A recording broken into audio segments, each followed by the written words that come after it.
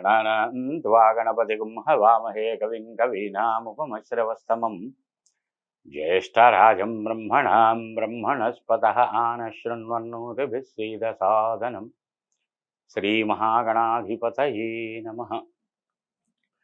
ఆధ్యాత్మిక మిత్రులందరికీ కూడా ఈ భవిష్యత్ దర్శిని కార్యక్రమంలోని వాస్తు పదం కార్యక్రమానికి హృదయపూర్వక స్వాగతం. మీ యోగానంద శర్మ. శ్రీపీఠము రుద్రాక్షశాల and Navaratna emporium, new Nallakunta, Shivam road, Hyderabad. Phone number 9494409777. Since 1990 reach your destination. ఆధ్యాత్మిక మిత్రులారా, మనం ఈ వాస్తు పదం కార్యక్రమంలో అనేక విధములైనటువంటి వాస్తునామములతో కూడుకున్నటువంటి సందర్భములు అనేకం ఉన్నాయి. అనేక వాస్తులు ఏమిటండి అని. వాస్తు అనబడేటువంటిది సర్వసామాన్యంగా చెప్పబడినటువంటి శాస్త్రం. ఆయుర్వేదం, ధనుర్వేదం, గాంధర్వం, వేదవాత్మభూ స్థాపత్యంచా సృజదేచదం క్రమాత్ పూర్వాది విర్ముఖయ్యని.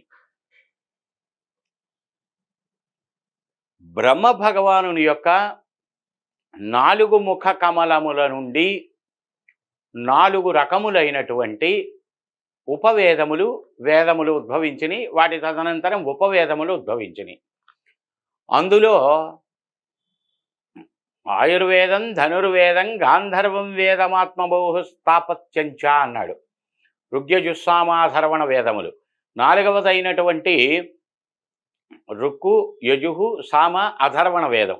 ఆ అధర్వణ వేదం అనబడేటువంటి ముఖభాగం నుంచి పుట్టబడినటువంటి ఉపవేదమే స్థాపత్య వేదం, అంటే వాస్తు. అందుకే ఆ పేరు కూడా గత కాలములలో నిర్మాణాలు చేసేటువంటి వ్యక్తిని స్థపతి అని పిలిచేవాడు. ఇవాళ అవన్నీ పోయి ఇంజనీర్ అనబడేటువంటి ఇంగ్లీషు పదం వచ్చింది. సరే, మరి ఇందులో అనేక వాస్తులు ఏమిటి? మొత్తం ఒకటే వాస్తు కదా అని. అంటే ఒక్కొక్క గృహము ఒక్కొక్క పేరుతో కలిగినటువంటి వాస్తుగా పిలువబడుతుంది. ఉదాహరణకి పితామహ వాస్తు. ఇవి 18 రకాలు. ఈరోజు ఈ పార్ట్ 1లో 1, 2, 3, 4, 5, 6, 6వ దాని వరకు తెలుసుకుంటున్నాం. 1 పితామహ వాస్తు, 2 సుపథ వాస్తు, 3 దీర్ఘాయు వాస్తు, 4 పుణ్యకర వాస్తు, 5 అపథ వాస్తు, 6 రోగకర వాస్తు. అంటే దిక్కులు ఎలా ఉంటే ఈ నామం వస్తుంది. అదేమిటండి అన్ని వాస్తులో మీకు ఫలానా చోట ఎత్తుగా ఉండాలి, ఫలానా చోట పల్లంగా ఉండాలి అంటే వాస్తు సరిపోతుంది కదా అని.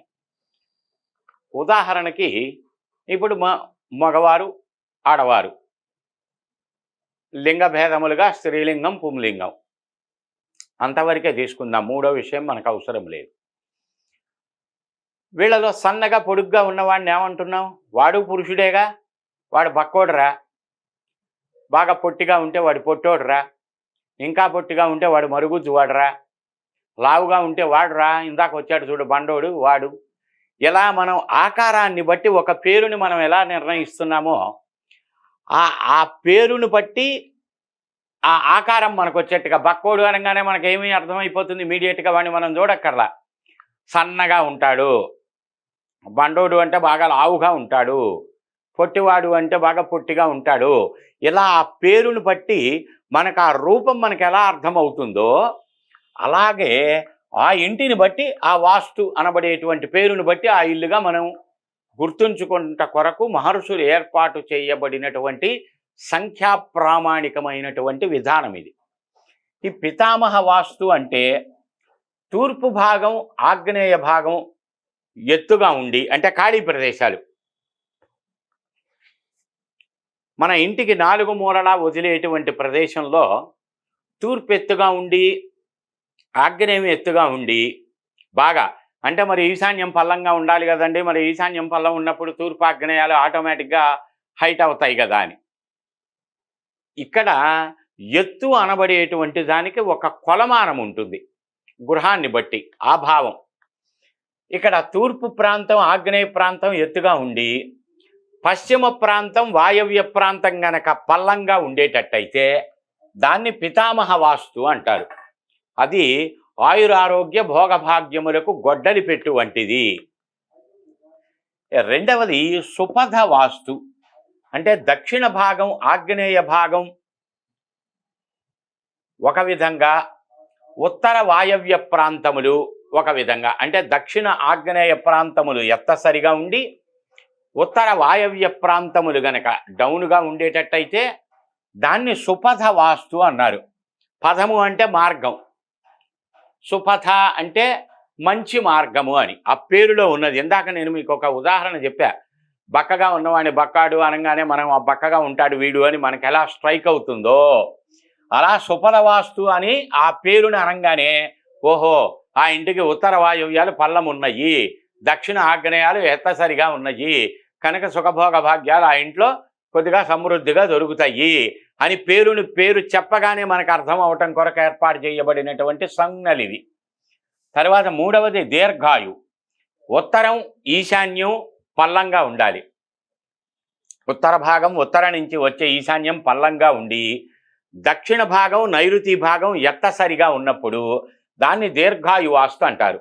ఇది ఆరోగ్యాన్ని, ఐశ్వర్యాన్ని, ప్రశాంతతని కలగజేస్తుంది.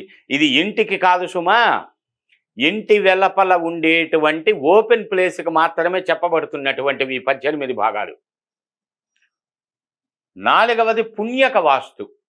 అంటే తూర్పు భాగం ఈశాన్య భాగం పల్లంలో ఉండాలి, పశ్చిమ భాగం నైరుతి భాగం బాగా ఎత్తసరిగా ఉండాలి. ఉన్నప్పుడు దాన్ని పుణ్యక వాస్తు అంటారు. పుణ్యక అనబడేటువంటి పేరులోనే పుణ్యములు అంటే సంపదలు, యా దత్తేషు యానారి యా దత్తేషు యద్ధనం పూర్వపుణ్య కర్మ ఫలసారేణ అని పూర్వజన్మలో మనం చేసినటువంటి పుణ్యముల యొక్క ఫలితంగా ఈ జన్మలో భార్యకు భర్త, భర్తకు భార్య, సంపదకి మనం, మనకి సంపద తోడవటం జరుగుతుంది అని. యా దత్తేషు యా నారి యా దత్తేషు యద్ధనం.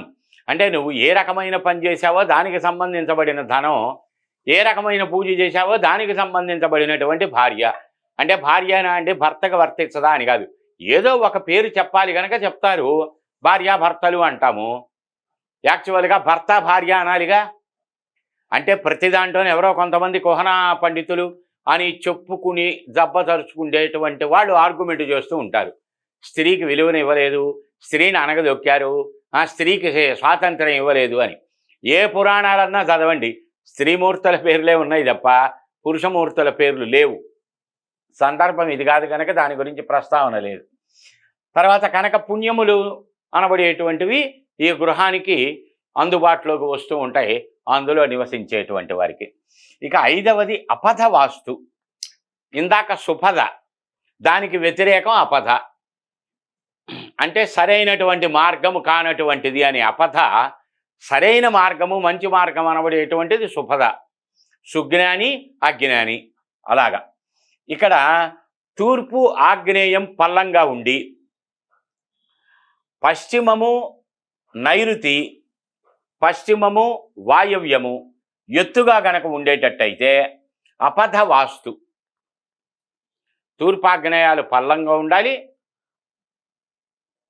పశ్చిమ వాయవ్యాలు ఎత్తుగా ఉండాలి యాక్చువల్గా. కానీ ఇక్కడ తూర్పు ఆగ్నేయం ఎత్తుగా ఉండి పశ్చిమ వాయవ్యములు గనక పల్లంగా ఉంటే అపథ వాస్తు అంటారు. అది సుపథానికి వ్యతిరేకం. ఇక ఆరవది రోగకర వాస్తు. అంటే దక్షిణము ఆగ్నేయం పల్లంగా ఉండి ఉత్తరము వాయవ్యము గనక ఎత్తుగా ఉండేటట్లయితే, ఉత్తర భాగం వాయవ్య భాగం హైట్ ఉండి, అంటే అక్కడ పల్లం ఉండాలి కానీ అది హైట్ ఉంది. దక్షిణము ఆగ్నేయం ఎత్తుగా ఉండాలి కానీ ఇక్కడ పల్లం ఉంది కనుక దీన్ని రోగకర వాస్తు అంటారు. కుష్టాపస్మార యథోదర గుల్పకుదార్శ శోణిత జలోదర వగంధర పాండురోగ కాశ శ్వాస విస్ఫోటక అజీర్ణ శిరోరోగ ప్రమేహాదులు అనబడే మరణతుల్య సమానమైనటువంటి వ్యాధులు, రోగ బాధలు ఆ ఇంట్లో ఏర్పడుతూ ఉంటాయి. చాలామంది పిల్లల జాతకాలు, పెద్దల జాతకాలు తీసుకొని కలుస్తారు కదా, వాళ్ళు కంప్లైంట్ చేసే ఉంటాయి. మా తాతగారు బాగా బలంగానే ఉన్నాడండి, మనవాడికి 22 ఏళ్ళు చదువుకుంటున్నాడు, ఎప్పుడు చూసినా నడుము నొప్పి వస్తుంది, లేకపోతే పొట్టలో నొప్పి వస్తుంది, లేకపోతే ఆ ఇబ్బంది ఉంది, ఈ ఇబ్బంది ఉంది, ఈ ఇబ్బంది ఉంది. వయస్సు రీత్యా మీద పడేటువంటి వ్యాధులు సామాన్యంగా వచ్చేటువంటి ఉంటాయి. ఇక్కడ రోగము రానటువంటి వయస్సు, రోగము పొందకూడనటువంటి బలం కలిగిన వయస్సులో ఉన్నటువంటి వాళ్ళకు కూడా రోగబాధలు ఆ ఇంట్లో ఏర్పడుతూ ఉన్నాయి అంటే అది ఆలోచించవలసిన వాస్తు. 80 ఏళ్ల వాడికి కళ్ళు కనిపించట్లేదంటే గొప్ప ఏముందండి? It's a common. అదే 16, 17, 15 సంవత్సరాల పిల్లలు 10th ఇంటర్లోనో ఉండగా వాడు ఇలా పెట్టుకుని చదువుకోవాల్సిన, ఇవాళ 2 ఏళ్ళు 3 ఏళ్ళు 5 ఏళ్ల పిల్లలకు కూడా స్పెట్స్ పెట్టవలసిన పరిస్థితి వస్తున్నాయి. నేత్ర వ్యాధులు. ఇది ఎందుకు జరుగుతున్నది అనేది మనం గమనించాం. మంచి హాస్పిటల్ ఎక్కడుంది అనేది పరిగెత్తుతాం. వైద్యాన్ని నమ్మవలసిందే, వైద్యం లేకపోతే మనుగడ లేదు. వైద్యశాస్త్రం ఎంత గొప్పదో అంతకన్నా 1000 రెట్లు గొప్పది వాస్తుశాస్త్రం. దాన్ని దృష్టిలో పెట్టుకోండి. ఇవి సరిచేసుకుంటూ వాటి జోలికి వెళ్తే ఉపయోగాన్ని ఇస్తాయి. లేకపోతే శాస్త్రంలో ఈ దోషం ఉన్నది, ఈ ఇబ్బంది వస్తుంది, ఆ దోష పరిహారం చేయ ఇబ్బంది పోతుందని చెప్పింది. కానీ వైద్యం అలా చెప్పిందా? ఈ కళ్ళజోడు పెట్టు నీ కళ్ళు బాగవుతాయని, జీవితకాలం కళ్ళజోడు పెట్టు తిరిగని చెప్తుంది. అంటే వైద్యము తాత్కాలిక నివారణను ఇవ్వగలుగుతుంది, శాస్త్రము శాశ్వత నివారణను ఇవ్వగలుగుతుంది. దాన్ని గమనింపులోకి పెట్టుకోవాలి. ఈ రోగకర వాస్తు అంటే దక్షిణము ఆగ్నేయం పల్లంగా ఉండి ఉత్తరము వాయవ్యం ఎత్తసరిగా ఉండేటట్లయితే ఆ ఇంటిని రోగకర వాస్తు గృహం అంటారు. రోగములు, కష్టములు, నష్టములు, ఇబ్బందులు, విఘ్నాలు ఇలా అవకాశాన్ని బట్టి, సందర్భాన్ని బట్టి, సమయాన్ని బట్టి నడుస్తూ ఉంటాయి. ఇలా 18 రకాలు. ఇది పార్ట్ 1గా మనం పితామహ వాస్తు, సుపద వాస్తు, దీర్ఘాయు వాస్తు, పుణ్యక వాస్తు, అపద వాస్తు, రోగకర వాస్తు గురించి తెలుసుకున్నాం. రేపటి ఎపిసోడ్లో ఇంకొకారు, తరువాతి ఎపిసోడ్లో ఇంకొకారు. ఈ 18 వాస్తులు చూసుకుంటే చుట్టుపక్కల ఉండవలసినటువంటి ఖాళీ ప్రదేశాలు ఎలా ఉండాలి, ఎలా పెట్టుకోవాలి, ఇప్పుడు ఎలా ఉన్నాయి, వాటిని ఎలా సరి చేసుకోవాలి అనబడేటువంటి విషయాలు క్షుణ్ణంగా తెలుస్తాయి. సందర్భోచితంగా మరిన్ని విషయాలు తెలుసుకుందాం. అంతవరకు సెలవు. జై గురుదత్త. శ్రీపీఠము రుద్రాక్షసారాయణ నవరత్న emporium 9494097777. Since 1990, reach your destination. Jai Gurudev.